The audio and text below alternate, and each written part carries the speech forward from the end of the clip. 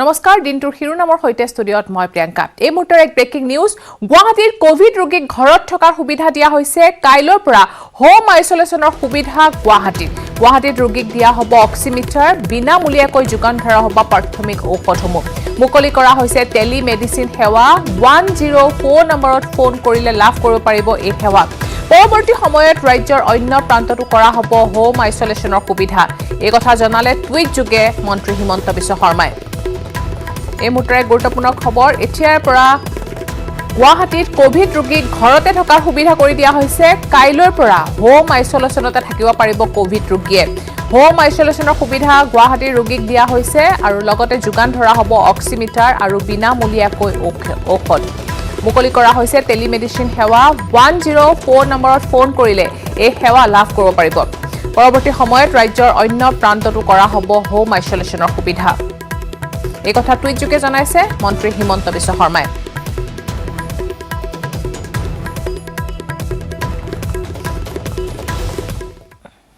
টিএমচিএইচত আন এজন কোভিড ৰোগী মৃত্যুৰ লোকজনৰ নাম হৈছে সঞ্জীৱ ভূঞাৰ ঘৰ হৈছে তেজপুৰৰ ডেকা বৰুৱা চুবুৰীত এসপ্তাহ পূৰ্বে ভূঞাৰ দেহত ধৰা পৰিছিল কৰোনা সঞ্জীৱ ভূঞাক ভৰ্তি কৰোৱা হৈছিল টিএমচিএইচত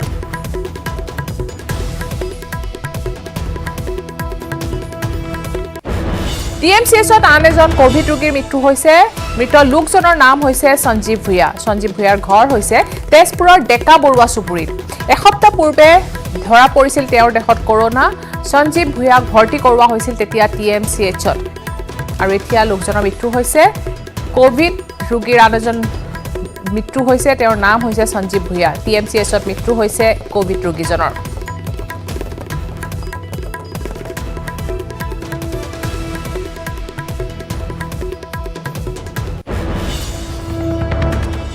ধুবুৰীৰ গৌৰীপুৰত ড্ৰাগছ মাফিয়াৰ গুণ্ডাগিৰি আৰক্ষীক আক্ৰমণৰ চেষ্টা কৰে ড্ৰাগছ মাফিয়াগৰাকীয়ে নাকা চেকিংৰ সময়ত আৰক্ষীক আক্ৰমণৰ চেষ্টা কৰে শূন্যলৈ গুলি ফুটাই আৰক্ষীয়ে আটক কৰে দুই ড্ৰাগছ মাফিয়াক ধৃত ড্ৰাগছ মাফিয়া দুটা হৈছে আনাৰুল শেখ আৰু আজিজুল ইছলাম জব্দ হৈছে প্ৰায় 8 লাখ টকাৰ নিচাযুক্ত টেবলেট এখন চাৰিচকীয়া বাহনো জব্দ কৰিছে আৰক্ষীয়ে ঘটনাত আহত এজন আৰক্ষী কনিষ্টবল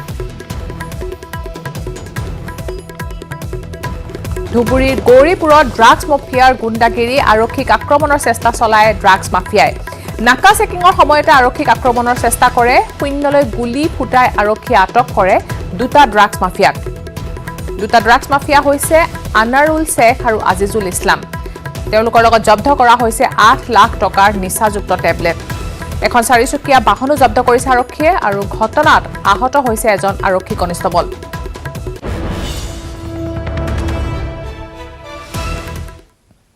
কা বিৰোধী আন্দোলনৰ গুৰি ধৰা হাৰ্টথ্ৰব জুবিন গাৰ্গ এতিয়া কৃষি বিভাগৰ ব্ৰেণ্ড এম্বেছাডৰ বিজেপিৰ জাতত উঠিবলৈ আৰু এজন নেতা ওলাইছে উজনি অসমৰ এগৰাকী কা বিৰোধী নেতাই শীঘ্ৰে পিন্ধিব গেৰুৱা বসন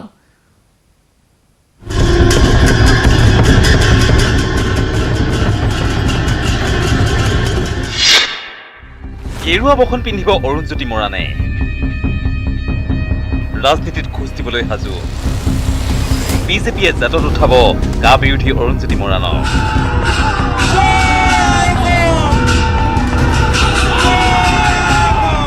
ৰাইজৰ কোৰ্টলৈ বল ঠেলি ৰাজনীতিৰ পথাৰত ভৰি পেলাবলৈ সাজু হৈছে অৰুণজ্যোতি মৰাণ অতদিনে ৰাজনৈতিক দল আৰু নেতাক ঢিলেই বজাই দপদপাই থকা আৰু কাৰ জৰিয়তে জাতিক বিশেষ কৰিলে বুলি তালফাল লগাই অহা মৰাণ ছাত্ৰ নেতা অৰুণজ্যোতি মৰাণে ৰাজনীতিৰ পথাৰলৈ যাবলৈ দাঙিছে ঠেং ৰাইজৰ কোৰ্টলৈ সকলো ঠেলিলেও চিটিনৰ হাতত পৰা তথ্য অনুসৰি গেৰুৱা বসন পিন্ধিবলৈ সাজু হৈছে অৰুণজ্যোতি মৰাণ প্ৰস্তুতিও প্ৰায় সম্পূৰ্ণ হৈ পৰিছে মাত্ৰ সময়লৈ অপেক্ষা উপযুক্ত সময় আহিলে গেৰুৱা বসন পিন্ধিব এইবাৰ পৰা নিৰ্বাচন খেলিব অৰুণজ্যোতি মৰাণে পিছে অৰুণজ্যোতি মৰাণৰ সন্মুখত প্ৰত্যাহ্বান হ'ব ডিগবৈৰ বিধায়ক সুৰেন ফুকন কেৱল অৰুণজ্যোতি মৰাণেই নহয় কা আন্দোলনেৰে ৰাজ্যৰ পৰিৱেশ উত্তপ্ত কৰি ৰখা উজনিৰ এগৰাকী দায়া সংঘ পৰিষদৰ নেতাইও যোগ দিব বিজেপি ইফালে কা আন্দোলনত দপদপাই থকা ইজনৰ পিছত সিজন নেতাই এতিয়া লাহে লাহে ৰং সলনি কৰাত সৃষ্টি হৈছে তীব্ৰ প্ৰতিক্ৰিয়া ৰাজু বৰুৱাৰ বিশেষ report news 18 Assam north east এই মুহূৰ্তে ব্ৰেকিং নিউজ বিধায়ক শিলাদিত্য দেৱৰ বিৰুদ্ধে এজাহাৰ দাখিল কৰা হৈছে জালুকবাৰী আৰক্ষী চকীত এজাহাৰ দাখিল কৰিছে সদৌ অসম গৰিয়া যুৱ ছাত্ৰ পৰিষদে সাহিত্যিক সৈয়দ আব্দুল মালিকক জেহাদী আখ্যা দিছিল শিলাদিত্যই শিলাদিত্য দেৱক গ্ৰেপ্তাৰ কৰাৰ দাবী জনাইছে সংগঠনটোৱে মুখ্যমন্ত্ৰী সৰ্বানন্দ সোণোৱালকো ব্যৱস্থা গ্ৰহণৰ দাবী জনাইছে আনহাতে বিধায়কগৰাকীৰ এনে মন্তব্যৰ পিছতে এতিয়া তীব্ৰ প্ৰতিক্ৰিয়াৰ সৃষ্টি হৈছে ৰাজ্যত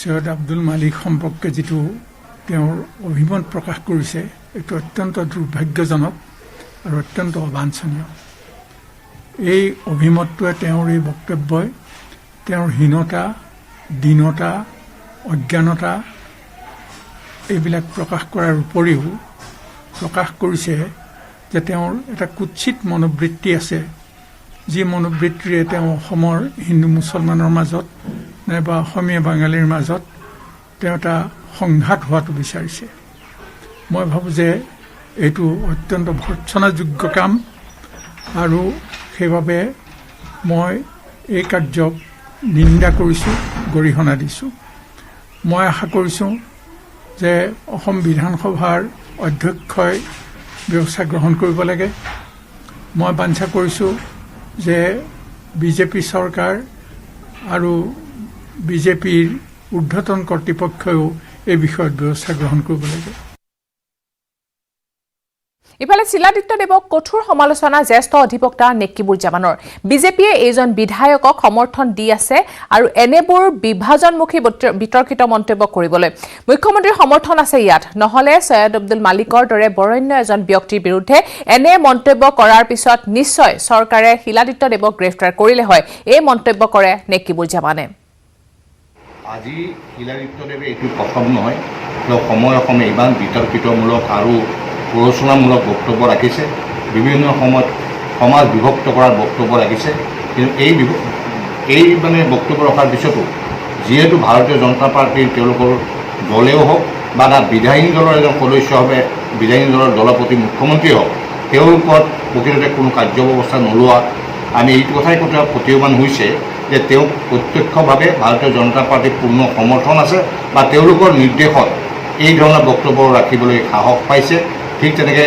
দলৰ দলপতি অসমৰ মুখ্যমন্ত্ৰীও কোনো কাৰ্যব্যৱস্থা নোলোৱাত প্ৰকৃততে আমি বিশ্বাস কৰিবলৈ বাধ্য হৈছোঁ যে দল আৰু চৰকাৰৰ সম্পূৰ্ণ সহযোগ থকাৰ বাবেই তেওঁ এই বক্তব্য ৰাখিবলৈ সাহস কৰিছে আজি তাৎক্ষণিকভাৱে আচলতে শিলাদিত্য দেৱক আজি সৈয়দ আব্দুল মালিকৰ নিচিনা এজন বৰেণ্য ব্যক্তিৰ বিৰুদ্ধে বক্তব্য ৰখাৰ পিছত প্ৰকৃততে লগে লগে গ্ৰেপ্তাৰ কৰিব লাগিছিল দলৰ পৰা বহিষ্কাৰ কৰিব লাগিছিল কিন্তু তাকে নকৰি এতিয়াও তেওঁলোকে মনে মনে থকাটো আচলতে বুজাইছে যে তেওঁলোকে প্ৰকৃত অৰ্থে এইটো তেওঁলোকৰ এটা মানে অন্তত গোপনে হ'লেও তেওঁলোকৰ এটা সমৰ্থন আছে কিছুদিন আগতে আমি এটা অনুভৱ কৰিছিলোঁ যে যেতিয়া ইয়াত জামাতি সম্পৰ্কত এটা বিতৰ্ক সূচনা হৈছিল সেই সময়তে এজন সংখ্যালঘু নেতা বিজেপিৰ ভিতৰত থকা তেওঁ বক্তব্য ৰাখিছিল যে মুছলিম অঞ্চলবিলাক নিষিদ্ধ কৰিব লাগে মছজিদ আৰু মাদ্ৰাছাবিলাকত থানা তালাচী চলাব লাগে আপোনালোকে নিশ্চয় শুনিছিল এনেধৰণৰ বক্তব্য এজন সংখ্যালঘু নেতা নিজকে সংখ্যালঘু বুলি দাবী কৰা নেতা এজনৰ পৰা কিন্তু তেতিয়াও কোনো ধৰণৰ কাৰ্যব্যৱস্থা নল'লে সেইকাৰণে আজি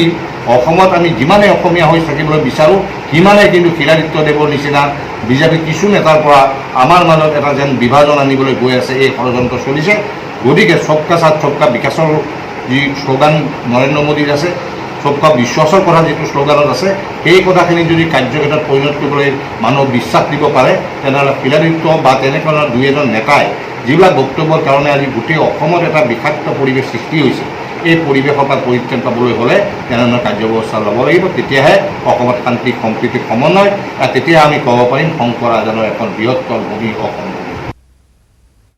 বিজেপি নেতা শ্ৰী শিলাদিত্য দেৱে ৰাজহুৱা স্থানত অসমৰ এজন স্বনামধন্য অসমীয়া সাহিত্যিক তথা শিক্ষক প্ৰয়াত সৈয়দ আব্দুল মালিক ডাঙৰীয়া সম্পৰ্কে যি কটু মন্তব্য কৰিছে তাক মই গৰিহণা দিছোঁ অসম সাহিত্য সভাৰ প্ৰাক্তন সভাপতি সৈয়দ আব্দুল মালিক ডাঙৰীয়াক ভাৰত চৰকাৰে প্ৰথমে পদ্মশ্ৰী আৰু পৰৱৰ্তী সময়ত পদ্মভূষণ সন্মানেৰে অলংকৃত কৰিছিল অসমীয়া সাহিত্য আৰু সমাজ জীৱনৰ প্ৰতি সৈয়দ আব্দুল মালিক ডাঙৰীয়াৰ অনবদ্য অৱদান আছে তেখেতে ধন্য নৰনু ভাল নামেৰে মহাপুৰুষ শ্ৰীমন্ত শংকৰদেৱৰ জীৱনৰ বিষয়ে এখন আপুৰুগীয়া গ্ৰন্থ সৃষ্টি কৰি গৈছে আৰু ৰূপ কোঁৱৰ জ্যোতিপ্ৰসাদ আগৰৱালাৰ জীৱনৰ বিষয়ে ৰূপ তীৰ্থৰ যাত্ৰী নামেৰে তেখেতে গ্ৰন্থ লিখি থৈ গৈছে। এনে এজন স্বনামধন্য ব্যক্তিক সাম্প্ৰদায়িক মেৰুকৰণৰ ৰাজনীতিৰ বাবে বিনা কাৰণতে শিলাদিত্যদেৱে বিতৰ্কত জড়িত কৰিবলৈ কৰা প্ৰচেষ্টা অতিকৈ নিন্দনীয় আৰু ইয়াৰ শাস্তিৰ যোগ্য। মই অনুজ্ঞা দিব বিচাৰিছোঁ যে কিছুদিন পূৰ্বে পশ্চিমবংগৰ গাৰ্গ চেটাৰ্জী নামৰ এজন লোকে আমাৰ চাওলুং চুকাফাৰ বিৰুদ্ধে অপমানসূচক মন্তব্য কৰিছিল আৰু তেতিয়া অসমৰ মুখ্যমন্ত্ৰী শ্ৰী সৰ্বানন্দ সোণোৱাল ডাঙৰীয়াই ৰাজহুৱাকৈ দোষী ব্যক্তিজনৰ বিৰুদ্ধে অসম চৰকাৰে ব্যৱস্থা ল'ব বুলি কৈছিল। কিন্তু সেই আশ্বাস এতিয়াও ফুটুকাৰ ফেন হৈ আছে। ইফালে শিলাদিত্যদেৱৰ বিৰুদ্ধে বৰপেটাৰ তাৰাবাৰীতো এজাহাৰ দাখিল কৰা হৈছে। গৰিয়া মৰিয়া দেশীয় জাতীয় পৰিষদৰ গোচৰ ছৈয়দ আব্দুল মালিকক বৌদ্ধিক জেহাদী আখ্যা দিছিল বিধায়কগৰাকীয়ে। অতি শীঘ্ৰে শিলাদিত্যদেৱক গ্ৰেপ্তাৰৰ দাবী তুলিছে সংগঠনটোৱে। শিলাদিত্যদেৱৰ বিৰুদ্ধে বৰপেটাৰ তাৰাবাৰীতো এজাহাৰ দাখিল কৰা হৈছে। গৰিয়া মৰিয়া দেশী জাতীয় পৰিষদৰ গোচৰ ছৈয়দ আব্দুল মালিকক বৌদ্ধিক জেহাদী আখ্যা দিছিল বিধায়কগৰাকীয়ে আৰু অতি শীঘ্ৰে শিলাদিত্যদেৱক গ্ৰেপ্তাৰৰ দাবী জনাইছে সংগঠনটোৱে।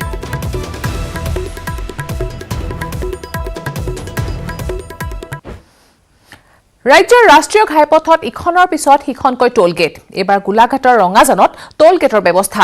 টোলগেটৰ বাবে যাৱতীয় প্ৰাৰম্ভিক প্ৰক্ৰিয়া আৰম্ভ কৰিছে সংশ্লিষ্ট বিষয়ে। চাওঁ আহক এক বিশেষ প্ৰতিবেদন। আকৌ নতুন টোলগেট। ৰাজ্যৰ ৰাষ্ট্ৰীয় ঘাইপথত চলিছে ইখনৰ পিছত সিখন টোলগেট বহুৱাৰ প্ৰতিযোগিতা। এইবাৰ গোলাঘাট ৰঙাজানৰ ৩৯ নং ৰাষ্ট্ৰীয় ঘাইপথত চলিছে টোলগেট বহুৱাৰ কুচকাৱাজ। টোলগেটৰ বাবে সংশ্লিষ্ট বিভাগে আৰম্ভ কৰিছে যাৱতীয় প্ৰাৰম্ভিক প্ৰক্ৰিয়া। किस काम से आए हैं? टोल का। क्या टोल गेट कहाँ पर होगा? इस जगह में करने के लिए पीडब्ल्यू अथॉरिटी वाला आएगा बोले डिपार्टमेंट वाला टोल बनाने के लिए इधर लोकेशन टोल गेट। हाँ टोल गेट लोकेशन फाइनल होगा फिर पेपर वर्क जो है वो सब फाइनल होने के बाद जब चालू होगा अभी सब कुछ है। ইতিমধ্যে টোলগেটৰ নথিপত্ৰ ভূমি জোখমাখৰ প্ৰাৰম্ভিক ৩০% কাম সম্পূৰ্ণ কৰিছে। এই তথ্য অৱগত হোৱাৰ পিছতে ক্ষোভত জ্বলিছে স্থানীয় দল সংগঠন। যিটো ৰাস্তা একেবাৰে জৰাজীৰ্ণ তেওঁলোকে কৈছে যে 40% কাম তেওঁলোকে সম্পূৰ্ণ হৈছে, কিন্তু 40% নালাগে, মাত্ৰ 10% বা 20% কামো সম্পূৰ্ণ হোৱা নাই। এনে অৱস্থাত এনেকুৱা ৰাষ্ট্ৰীয় ঘাইপথত তেওঁলোকে টোলগেট বহাই সম্পূৰ্ণ জনগণৰ যি লুণ্ঠন প্ৰক্ৰিয়া সেই লুণ্ঠন প্ৰক্ৰিয়া অধিক ত্বৰান্বিত কৰাৰ চেষ্টা চলাইছে। গোলাঘাটৰ ৰঙাজানৰ এই অঞ্চলত কোনো কাৰণতে টোলগেট হ'বলৈ দিয়া নহ'ব। ৰাইজ বিৰোধী যদি এনেধৰণৰ কিছুমান কাম যদি কৰিবলৈ তেওঁলোকে সাহস কৰে, কিন্তু অনাগত দিনত ৰহাৰ টোলগেটৰ দৰে যেনেধৰণে ৰাইজে ওফৰাই দিছিলে, জ্বলাই দিছিলে, তেনেকুৱা এটা পৰিস্থিতি কিন্তু গোলাঘাটতো খুব সোনকালে হ'বলৈ উদ্ভাৱন হ'বলৈ কিন্তু গৈ আছে। প্ৰতিক্ৰিয়া প্ৰকাশ কৰিছে কৃষক মুক্তি সংগ্ৰাম সমিতি, অসম জাতীয়তাবাদী যুৱ পৰিষদকে ধৰি বহু দল সংগঠনে। গোলাঘাট ৰঙাজানৰ টোলগেটৰ সম্পূৰ্ণ বিৰোধিতা কৰি কোনো ধৰণে টোলগেট স্থাপন কৰিব দিয়া নহ'ব বুলি হুংকাৰ প্ৰদান কৰে সংগঠনসমূহে। গোলাঘাটৰ পৰা Younis Ali, News 18 Assam north East. ইফালে লকডাউনৰ মাজতে তেজপুৰৰ বিহু দলৰ সফলতা। কেন্দ্ৰীয় সাংস্কৃতিক পৰিক্ৰমা মন্ত্ৰণালয়ৰ অধীনত আয়োজিত অনলাইন নৃত্য প্ৰতিযোগিতাত নিৰ্বাচিত হৈছে হিমান্তি দেৱী বিহু দল।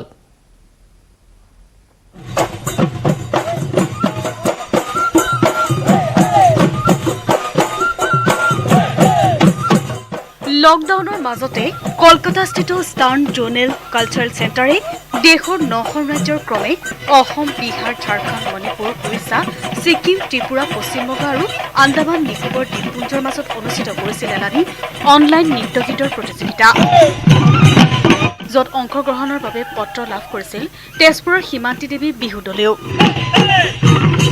ইয়াৰ পিছতে বিহু দলটোৱে তেজপুৰৰ পৰ্বতীয়াত এনেদৰে শ্বুটিং কৰি ভিডিঅ' প্ৰেৰণ কৰিছিল।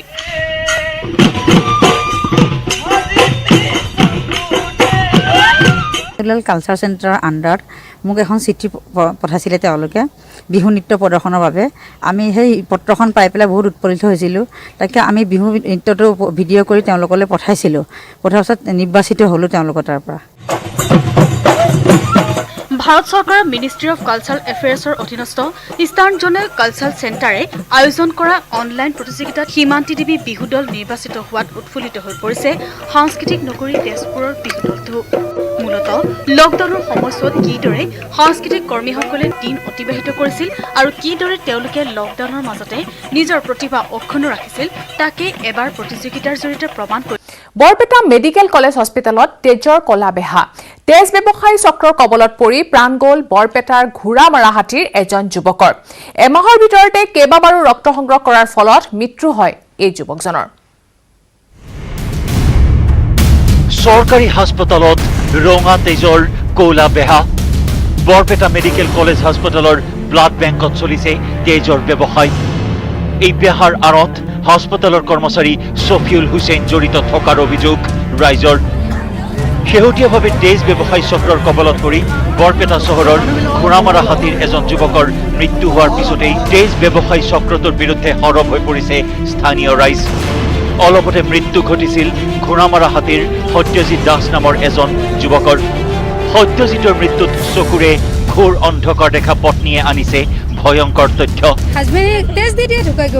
সত্যজিতৰ পত্নীৰ মতে এমাহৰ ভিতৰতে কেইবাবাৰো ৰক্ত সংগ্ৰহ কৰিছিল হাস্পতালৰ তেজৰ দালালে শৰীৰত তেজৰ পৰিমাণ কমি যোৱা বুলি জনাৰ পিছতো তেজৰ দালাল চিন্ময় দাসৰ হেঁচাত ব্লাড বেংকৰ কৰ্মচাৰীয়ে সংগ্ৰহ কৰিছিল সত্যজিতৰ ৰক্ত চিন্ময় দাস আৰু ইয়াৰ নাম ছবিগুলি আৰু ধন বুলি একজন ল'ৰা সেইজন ল'ৰাই লৈ যাই কিনে তেজ দি থাকে আমিতো গম নাপাওঁ হাজবেণ্ডে তেজ দি দিয়ে ঢুকাই গ'ল তেজটো তাহোঁ 2 নম্বৰ কৰি সি ল'ৰাজনে কয় বোলে আমাৰ এটা চিৰিয়াছ কেছ আছে বোলে ইতেনে মই শুনি আছোঁ চিৰিয়াছ কেছ আছে এটা আমাৰ তেজ লাগে তেজৰ পৰীক্ষা নকৰি থাপৰে তেজ দিছে তেজ নহয় হৈ গৈছে গাত ৰাইজৰ অভিযোগ বৰপেটা চহৰৰ ঘোঁৰামাৰাহাটীৰ একাংশ কম বয়সীয়া যুৱকক টাৰ্গেট কৰি তেজৰ ব্যৱসায় চলাই আহিছিল চিন্ময় দাসে মূলতঃ তেজ ব্যৱসায়ী চক্ৰটোৰ দালাল চিন্ময় দাসে কোনো লোক বা গৰ্ভৱতী মহিলাক তেজৰ প্ৰয়োজন বুলি কৈ বৰপেটা মেডিকেল কলেজ হাস্পতাললৈ ফুচুলাই নিয়ে কিছুমান কম বয়সীয়া যুৱকক সত্যজিৎ দাসৰ অকাল মৃত্যুৰ পিছতে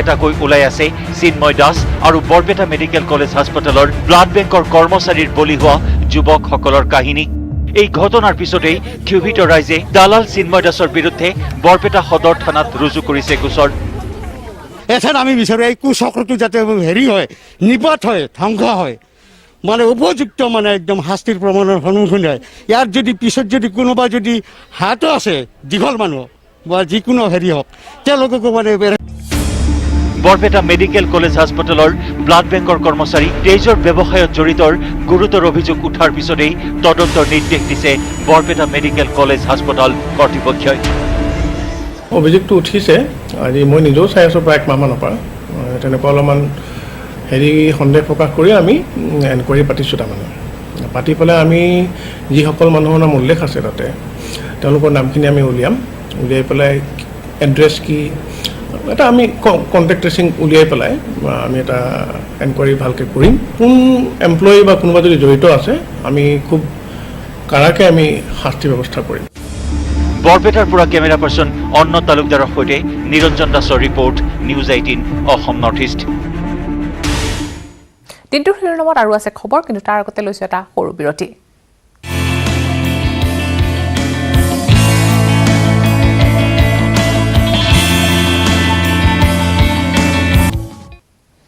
আপোনালোকে চাই আছে দিনটোৰ শিৰোনাম 2021 নিৰ্বাচনত কৌশলগতভাৱে বিৰোধী শক্তি একত্ৰিত হলে ৰাইজে সমৰ্থন দিবনে সাহসী মিত্ৰজোঁটক বিৰোধী শক্তিয়ে দিছপুৰৰ পৰা আঁতৰাব পাৰিবনে এই সন্দৰ্ভত আমাৰ এক বিশেষ ৰিপৰ্ট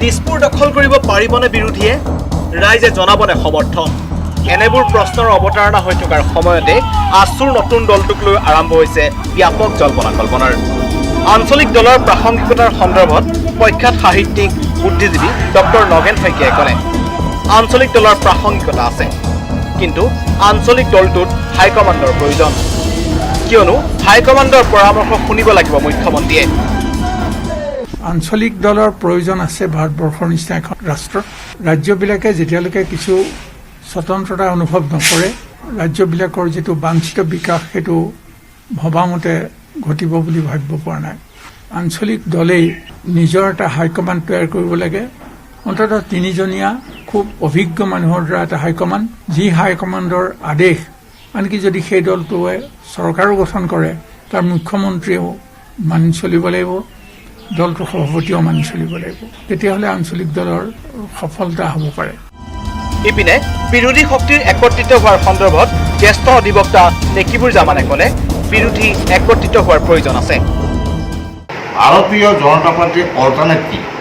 আমি অল্টাৰনেট কথাটো যদি ভাবোঁ তেতিয়াহ'লে ইয়াতে যদি কংগ্ৰেছ আৰু UDFৰ তেওঁলোকৰ বুজা পৰা উপৰীয়াকৈ হওক বা ভিতৰুৱাকৈ হওক বা একেবাৰে অফিচিয়েলি হওক, এই হ'লে ইয়াতে অসমত মানে অন্ততঃ 40 চিট মাইনৰিটি চিট আছে।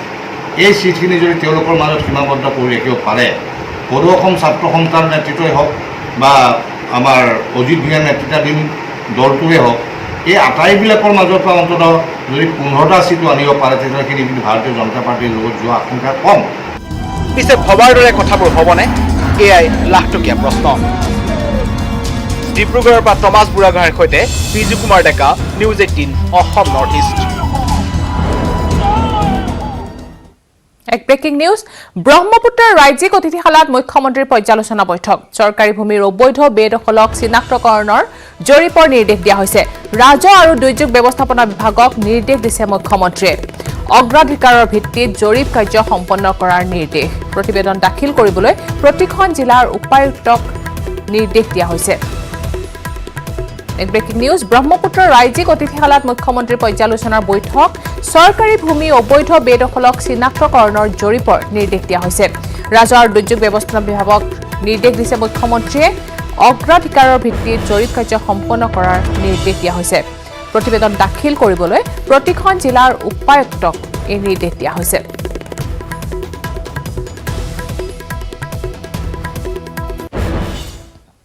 মায়াঙত বানাক্ৰান্ত ৰাইজৰ কাষত জনপ্ৰিয় কণ্ঠশিল্পী। বৰ্ণাঢ্যৰ মাজত সাহায্য বিতৰণ কৰিলে জনপ্ৰিয় কণ্ঠশিল্পীয়ে। সঁহাৰি ফাউণ্ডেশ্যনৰ সহযোগত মায়াঙৰ পাভকাটি কছাৰী গাঁৱৰ প্ৰায় 600টা পৰিয়ালৰ মাজত বিতৰণ কৰে অত্যাৱশ্যকীয় খাদ্য সামগ্ৰীৰ টোপোলা।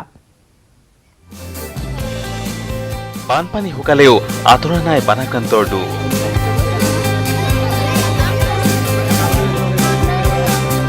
ইয়াৰ মাজতে বানাক্ৰান্তৰ দুখ গুচাবলৈ বানাক্ৰান্তৰ কাষত থিয় দিলেগৈ ৰাজ্যৰ কেইবাগৰাকীও জনপ্ৰিয় কণ্ঠশিল্পী। ভৃগু, গীতালী, মন্তুমণি, ৰূপালী, নিৰ্মালীকে আদি কৰি এজন মানৱদৰ্দী শিল্পীয়ে বন্যাৰ্তৰ মাজত বিতৰণ কৰিলে সাহায্য সামগ্ৰী। এটা হাত চাপৰি দিয়ক সকলোৱে মিলি। আপোনালোকৰ এই পেকেটটোত আছে ৰাতিপুৱা আপোনালোকে চাহৰ পৰা আদি কৰি ৰাতিৰ ভাত সাজলৈকে যিখিনি আমাক ডেইলি ইউজত লাগে সাহায্য আপোনালোকক দিছোঁ। সেইখিনি যথেষ্ট কিঞ্চিত, হয়তো আপোনালোকৰ ঘৰত কেইগৰাকীকে মানুহ আছে আমি নাজানো, এই বিষয়ে অৱগত নহয়। গতিকে এসাঁজ ভাতত যাতে আপোনালোকে আমাৰ নাম মনত পেলাই মনত, সেয়াই আমাৰ শান্তি। সঁহাৰি ফাউণ্ডেশ্যনৰ সহযোগত এই শিল্পীসকলে মায়ঙৰ 600টা পৰিয়ালক অত্যাৱশ্যকীয় খাদ্য সামগ্ৰীৰ টোপোলা বিতৰণ কৰে। মায়ঙৰ পাভকাটি কছাৰী গাঁৱৰ বানাক্ৰান্তসকলৰ মাজত এইদৰে সাহায্য বিতৰণ কৰিলে শিল্পীৰ দলটোৱে।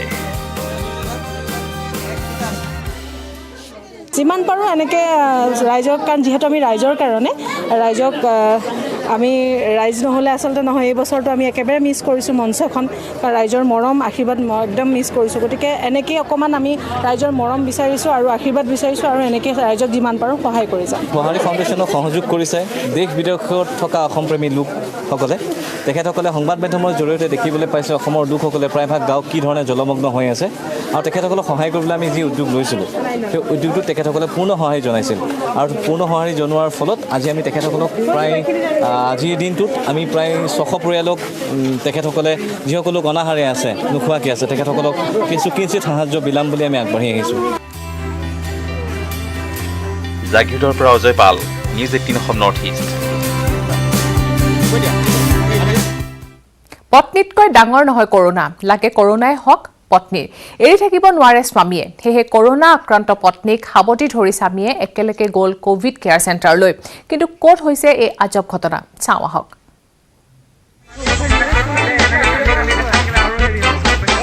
পত্নীতকৈ ডাঙৰ নহয় কৰোনা, লাগে কৰোনাই হওক পত্নীক অকলে এৰিব নোৱাৰি।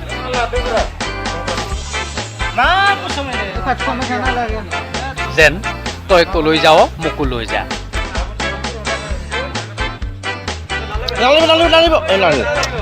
পিছে কৰোণাই নামানে প্ৰেম কভিড সংক্ৰমিতক কোনেও নুচুৱে কভিড পজিটিভ নহ'লেহে কভিড প্ৰট'কল PPE কিট পিন্ধি কভিড পজিটিভ পত্নীক নিবলৈ অহা স্বাস্থ্যকৰ্মীৰ সন্মুখতে পত্নীক সাৱটি ধৰিলে স্বামীয়ে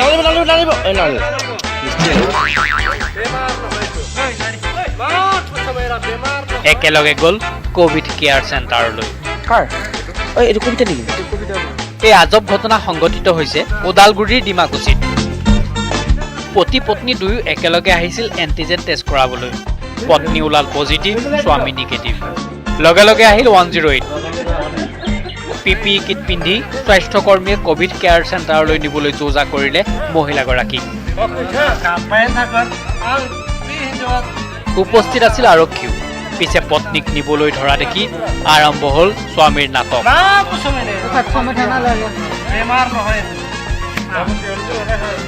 কোনোপধ্যে পত্নীক অকলে এৰি নিদিয়ে স্বামীয়ে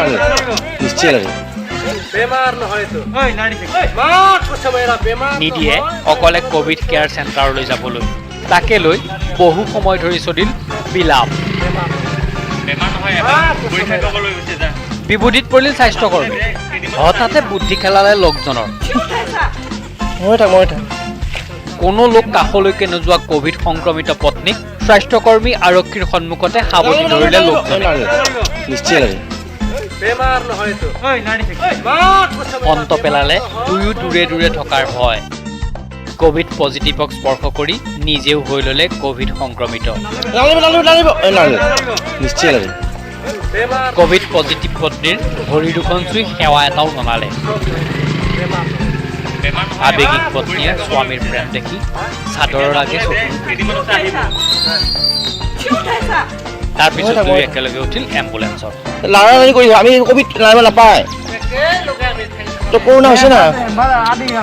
ওদালগুৰিৰ পৰা Ripunjay Nath news 18 Assam north east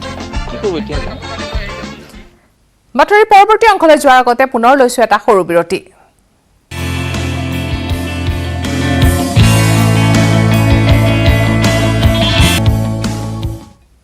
আপোনালোকে চাই আছে দিনটোৰ শিৰোনাম নাম প্ৰসংগ নহয় এবাৰ কোভিড হস্পিটেলত ডান্স গীতৰ তালে তালে নাচি উঠিল একাংশ কোভিড ৰোগী আৰু কোনো একাংশই দৰ্শক হলে আৰু আনন্দ ললে এই নৃত্যৰ কিন্তু ক'ত সংঘটিত হৈছে এই ঘটনা চাওঁ আহক লকডাউনৰ সময়ত আৰ্থিকভাৱে জুৰুলা হৈ পৰিছে পদপথত সৰুকৈ পাণ তামোলৰ দোকান দি জীৱিকা নিৰ্বাহ কৰা সকল কিন্তু তাৰ মাজতে ভূতৰ ওপৰত দানৱ পৰা দি দুৰ্বৃত্তই চলাই আহিছে লুটপাট দেওবাৰে পুৱাই গণেশগুৰিত সংঘটিত হ'ল এনে এক লুটপাটৰ ঘটনা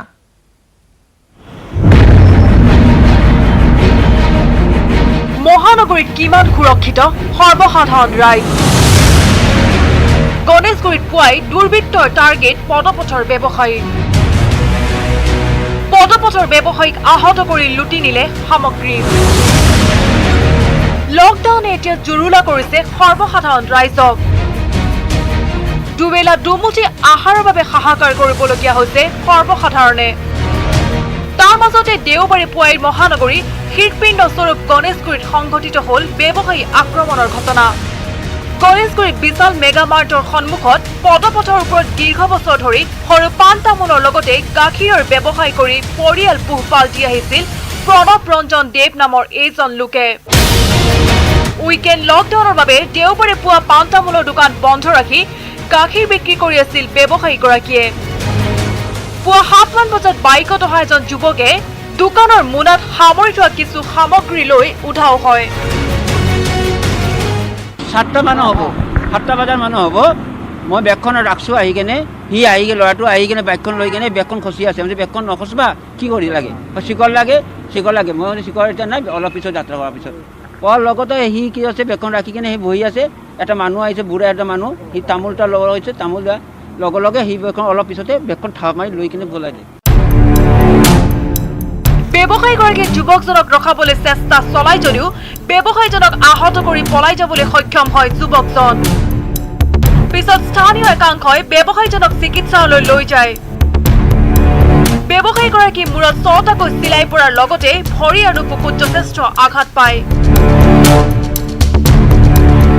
মই তাত ধৰিবৰ কাৰণে বাইক চুৰ কৰি বাইকৰ পিছফালে গৈছোঁ, তাতে যাই কিনে মোক মাৰি কিনে গুচি গ'ল। ইয়াৰ স্কুটি নহয়, বাইকখন বাইক আহিছে, বাইকৰ পিছফালে সোমাই কিনে ধৰি গুচি অকলেই। একদম সাধাৰণ মানুহ হয়, আমি লগ পাইছোঁ, সৰুৰ পৰাই লগ পাইছোঁ, কিন্তু মানে মাজে সময়ে হৈ থাকে এনেকুৱা হয়। আজি ৰাতিপুৱা 7 বজাৰ লগে লগে এই ইয়াত কোনেও নাছিলে, ন সুবিধা লৈ পেলাই এনেকুৱাকৈ চুৰ কৰি লৈ গ'ল আৰু লগতে মাৰি থৈ গুচি গ'ল। মহানগৰীৰ মাজমজিয়াতে এনেদৰে এগৰাকী পদপথৰ ব্যৱসায়ী দুৰ্বৃত্তৰ টাৰ্গেট হৈ পৰাত স্বাভাৱিকতে শংকাত ভুগিছে ব্যৱসায়ীসকল। কেমেৰাত অঞ্জন ডেকাৰ সহযোগত Bhaskar Jyoti Hazarika, News 18 Assam north east.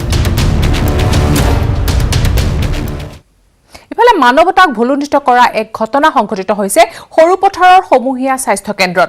4 দিন ধৰি চিকিৎসালয়খনত পৰি থাকিল এটা মৃতদেহ। অমানৱীয়ভাৱে চিকিৎসালয়ৰ বাহিৰতে মৃতদেহটো পেলাই থোৱাৰ অভিযোগ চিকিৎসা কৰিবলৈ অহা ৰোগীৰ আত্মীয়ৰ।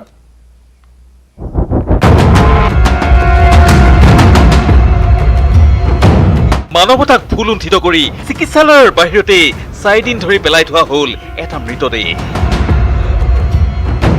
এই ঘটনা সংঘটিত হৈছে সৰুপথাৰ সমূহীয়া স্বাস্থ্য কেন্দ্ৰত। অভিযোগ তুলিছে ৰোগীৰ আত্মীয়ই।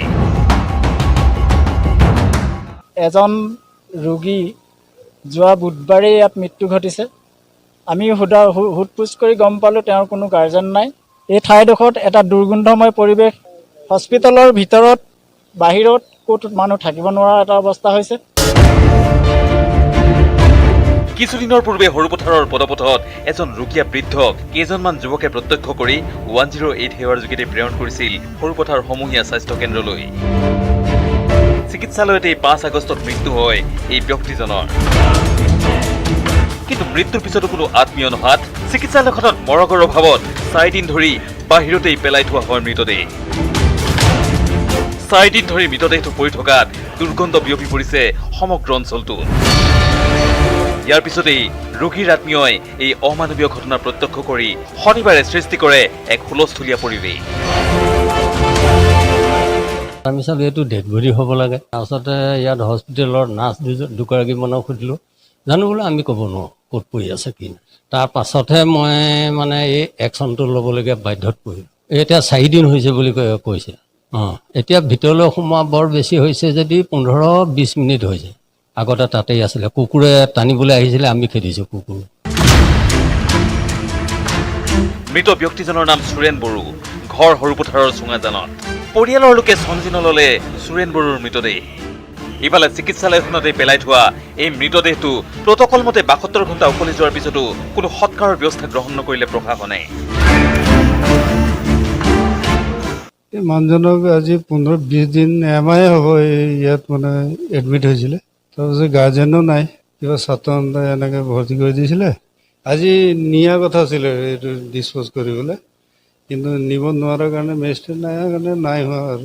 এতিয়া ৰখা তেনেকৈ ছিষ্টেমো নাই, অনথক পেলাই দিবও নোৱাৰে, ক'ত পেলাব? য'ত বস্তু ততেই থোৱা হৈছে তেনেকৈ মেইল ৱাৰ্ডত।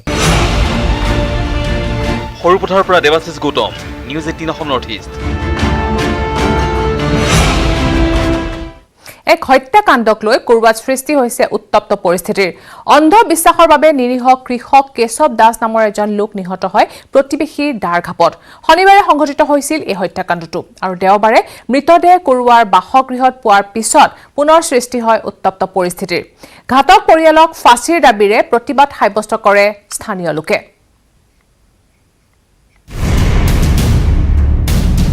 অতি নৃশংস ঘটনা।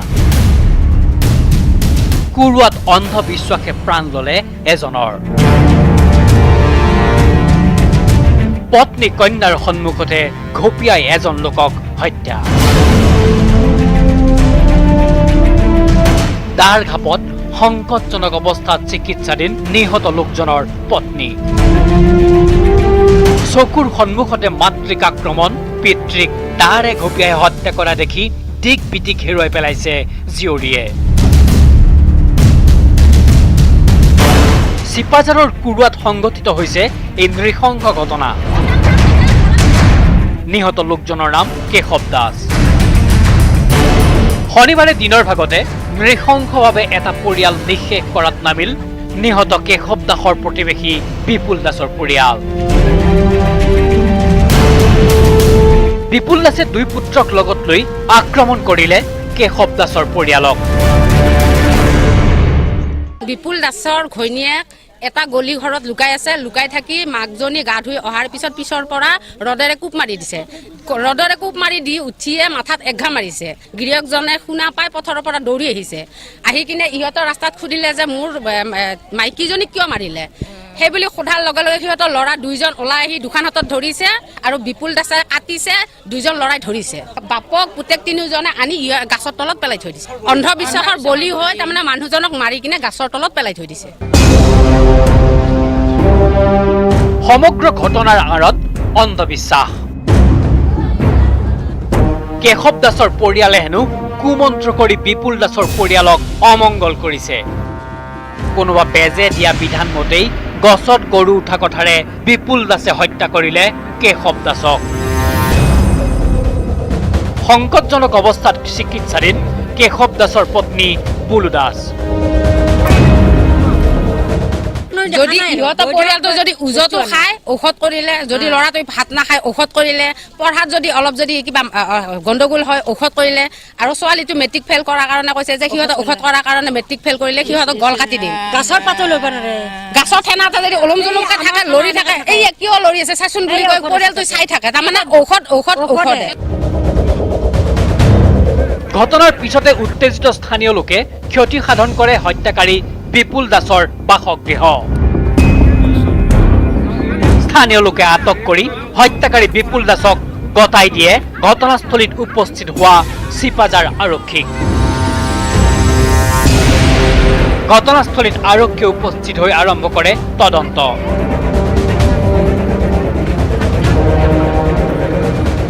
তদন্ত চলি আছে আৰু মানুহখিনি অলপ মানে ঘটনাটো দেখি চবে অলপ উত্তেজিত হৈছে, চবে অলপমান হতাশো হৈছে। গতিকে আমি ষ্টেটমেণ্টবোৰ লোৱা আৰম্ভ কৰি আছোঁ। কিন্তু কাৰ উচতনিত বিপুল দাসে হত্যা কৰিলে কেশৱ দাসক? বিপুল দাসৰ ঘৰলৈ হেনো দৈনিক আহযাহ কৰিছিল এজন বেজ। বেজৰ পৰামৰ্শতে অভট কোৰে নাচিছিল বিপুল দাসে। বেজ বেজালিৰে অতিষ্ঠ কৰিছিল কেশৱ দাসৰ পৰিয়ালক। আৰু শনিবাৰে ঘটিল এই নৃশংস ঘটনাটো। বিপুল দাসৰ অন্ধবিশ্বাসৰ বাবে মৃত্যু খাব দিলে কেশৱ দাসে।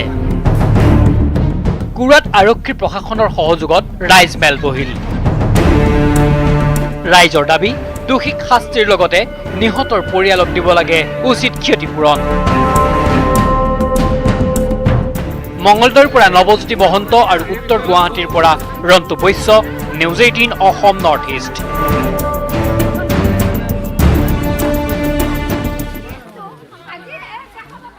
অব্যাহত থাকিব দিনটোৰ শিৰোনাম, কিন্তু তাৰ আগতে লৈছো পুনৰ এটা বিৰতি।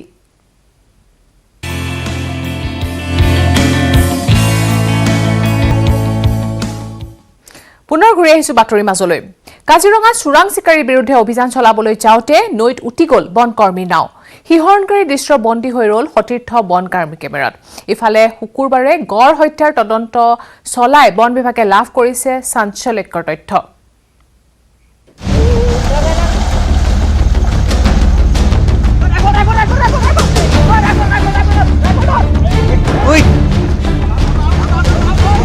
কাজিৰঙা ৰাষ্ট্ৰীয় উদ্যানত চোৰাং চিকাৰীৰ বিৰুদ্ধে চলোৱা অভিযানৰ সময়ত এক ভয়ংকৰ দৃশ্য। ৰাষ্ট্ৰীয় উদ্যানৰ নদীৰ কোবাল সোঁতত ডুবিল বনকৰ্মীৰ হাত নাও। উটুৱাই নিলে কেইবাজনো বনকৰ্মী। সতীৰ্থ বনকৰ্মীৰ তৎপৰতাত প্ৰথম ৰক্ষা পৰিল বনকৰ্মীকেইজন। কাজিৰঙাৰ কহৰা বনাঞ্চলত সংঘটিত হোৱা গড় নিধনৰ ঘটনাৰ পিছতেই শনিবাৰে চোৰাং চিকাৰীৰ বিৰুদ্ধে চলোৱা অভিযানৰ সময়ত এই শিহৰণকাৰী দৃশ্য বন্দী হ'ল এজন বনকৰ্মীৰ কেমেৰা। ইফালে গড় হত্যাকাণ্ডৰ তদন্ত অভিযান চলাই কাজিৰঙা ৰাষ্ট্ৰীয় উদ্যানৰ সঞ্চালক টি শিৱ কুমাৰে ক'লে, কাজিৰঙা ৰাষ্ট্ৰীয় উদ্যানত গড় নিধন কৰি জেলৰ ভাত খোৱা চোৰাং চিকাৰী পুনৰ নামি পৰিছে গড়ৰ চোৰাং চিকাৰত। শুকুৰবাৰৰ কাজিৰঙাৰ গড় হত্যাকাণ্ডত জড়িত আছে জামিন লাভ কৰা চোৰাং চিকাৰী। চৰাইবিলাক কোন ঠাইৰ পৰা বুলি এইটোতো মানে মেইনলি মানে বিশ্বনাথৰ গ্ৰুপে কৰিছে বিশ্বনাথৰ পৰা মানে এইটো কৰিছিলে আৰু তাৰ ৰিলেটেড অলৰেডি মানে আমি মানুহবিলাক মানে আইডেণ্টিফাই কৰা হৈ গ'ল আৰু কিছুমান মানুহবিলাক এইটো পলাই আছে তো পুলিচ আমাক সহায় কৰি আছে গোটেই গ্ৰুপবিলাক মানে আমি সোনকালে এৰেষ্ট কৰিছোঁ প্ৰায়বিলাক কোচাৰ এৰেষ্ট কৰা হৈছে তাৰপিছত আকৌ কোচাৰবিলাক ক'ৰ পৰা ওলাই আহিলে এতিয়া মানে এইটো এৰেষ্ট কৰাৰ পিছত আমাৰ মেইনলি তেওঁলোক মানে মেক্সিমাম জেলত থাকে 3 মাহ তাৰপিছত তেওঁলোকটো বেইলটো পাই যায় তো বেইলটো তেওঁলোকৰ এটা ৰাইটছ হিচাপে থাকি যায় তাৰপিছত হিয়াৰিং লৈ তেওঁলোক এটা কনভিকশ্যন লেভেলত এটা টাইমটো লাগি যায় এতিয়া কাম্বাৰটো মানে এটা আগতকৈ এতিয়া ফাষ্ট ট্ৰেকবিলাক কৰা হৈছে তথাপি বেইল পোৱাৰ পিছত মানে এটা আকৌ তেওঁলোক এনেকৈ এটা এটেম্প্ট কৰি থাকে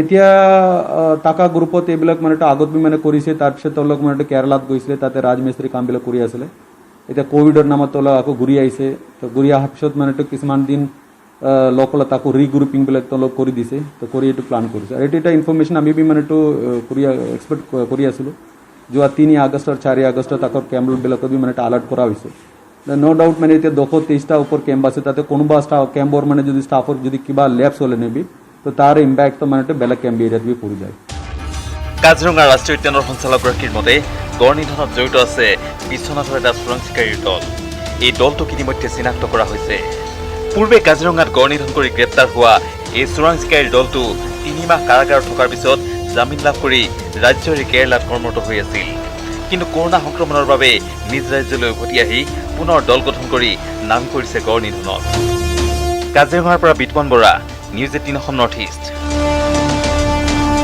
সান্ধ্যআইনৰ মাজতে নিশা নুনমাটি আৰক্ষীৰ অভিযান নুনমাটিৰ ভিন্ন স্থানত অভিযান চলাই আৰক্ষীয়ে জব্দ কৰে বৃহৎ পৰিমাণৰ সুৰা চিগাৰেট আৰু গুটখা অভিযান কালত আৰক্ষীয়ে আটক কৰিলে এজন যুৱকক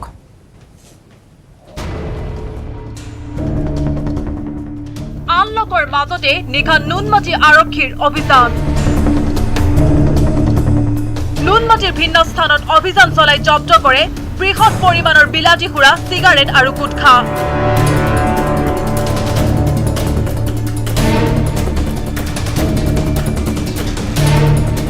জব্দ AS01 DP 7647 নম্বৰৰ এখন কলা ৰঙৰ স্কৰপিঅ বাহনো অবৈধ সামগ্ৰীসহ আৰক্ষীয়ে আটক কৰে এজন যুৱকক ধৃত যুৱকজনৰ নাম অমিত কলিতা নুনমাটিৰ 2 নম্বৰ গোপাল নগৰৰ শিৱপথৰ গৃহ নম্বৰ 11ত আৰক্ষীয়ে অভিযান চলাই জব্দ কৰে এই বৃহৎ পৰিমাণৰ অবৈধ সামগ্ৰীখিনি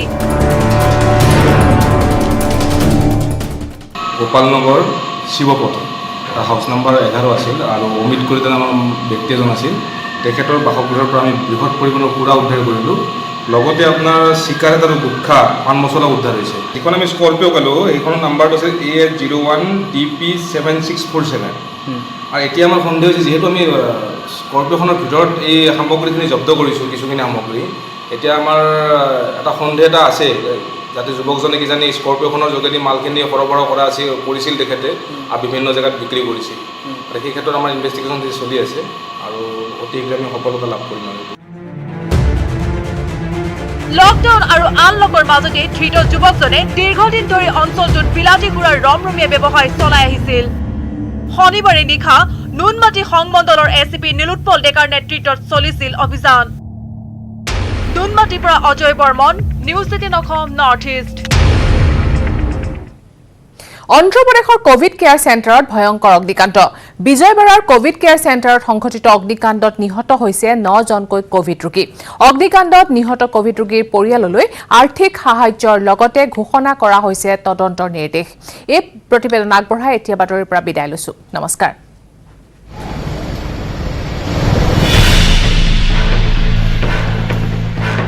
ভূতৰ ওপৰত দান অন্ধ্ৰপ্ৰদেশৰ কোভিড কেয়াৰ চেণ্টাৰত জুই অগ্নিকাণ্ডত নিহত হোটেলৰ ফেচিলিটি কোৱাৰেণ্টাইনত থকা 9 জন কোভিড আক্ৰান্ত অন্ধ্ৰপ্ৰদেশৰ বিজয়ৱাড়াৰ কোভিড কেয়াৰ চেণ্টাৰ হিচাপে ব্যৱহৃত এখন হোটেলত সংঘটিত হয় অগ্নিকাণ্ড পুৱা প্ৰায় 5 বজাত জুই লাগে 30টাকৈ কোভিড আক্ৰান্ত ভৰ্তি হৈ থকা স্বৰ্ণ পেলেচ নামৰ হোটেলখনত হোটেলখনৰ গ্ৰাউণ্ড ফ্ল'ৰত সূত্ৰপাত ঘটা জুই মুহূৰ্ততে বিয়পি পৰে প্ৰথম আৰু দ্বিতীয় মহলালৈ জুই সম্প্ৰসাৰণ ঘটাৰ লগে লগে হাহাকাৰ পৰিস্থিতিৰ সৃষ্টি হয় হোটেলখনত থকা কোভিড আক্ৰান্তসকলৰ মাজত জুই সম্প্ৰসাৰণ ঘটাৰ 30 মিনিটৰ ভিতৰতে অগ্নি নিৰ্বাপন কৰে অগ্নি নিৰ্বাপক বাহিনীৰ লোকে। কিন্তু তেতিয়ালৈ জুই আৰু অক্সিজেনৰ অভাৱত মৃত্যু হয় 9জন লোকৰ। আহত হয় প্ৰায় 15-20 জন লোক। প্ৰাণৰ মমতাত অট্টালিকাটোৰ পৰা জঁপিয়াই আহত হয় আন 2জন লোক। আহতসকলৰ 2-3 জনৰ অৱস্থা অতি সংকটজনক। অগ্নিকাণ্ডৰ পিছতে ঘটনাস্থলীত আৰক্ষী প্ৰশাসন তথা অগ্নি নিৰ্বাপক বাহিনী উপস্থিত হৈ আৰম্ভ কৰে উদ্ধাৰ অভিযান। ততাতৈয়াকৈ কোভিড কেয়াৰ চেণ্টাৰত থকা ৰোগীসকলক সুৰক্ষিত স্থানলৈ স্থানান্তৰ কৰে উদ্ধাৰকাৰী দলে। বৈদ্যুতিক শ্বৰ্ট চাৰ্কিটৰ ফলতে জুইৰ সূত্ৰপাত হোৱাৰ সন্দেহ হোটেল স্বৰ্ণ পেলেচ নামৰ কোভিড আক্ৰান্তৰ বাবে ভাড়াত লোৱা হোটেলখনত। ঘটনাৰ দুখ প্ৰকাশ কৰি মুখ্যমন্ত্ৰী YS জগনমোহন ৰেড্ডীয়ে নিৰ্দেশ দিছে ঘটনাৰ বিভাগীয় তদন্তৰ। ৰাজ্য চৰকাৰে নিহতসকলৰ নিকটাত্মীয়লৈ ঘোষণা কৰিছে 50 লাখ টকাৰ সাহায্য। টুইটাৰ যোগে দুখ প্ৰকাশ কৰিছে প্ৰধানমন্ত্ৰী, উপৰাষ্ট্ৰপতিকে ধৰি বহুজনে। কোভিড চিকিৎসাৰ বাবে ভৰ্তি হৈ অগ্নিকাণ্ডত 9জন লোকৰ মৃত্যুৰ খবৰে শোকৰ ছাঁ পেলাইছে সমগ্ৰ দেশতে। News desk report, news 18 Assam north east.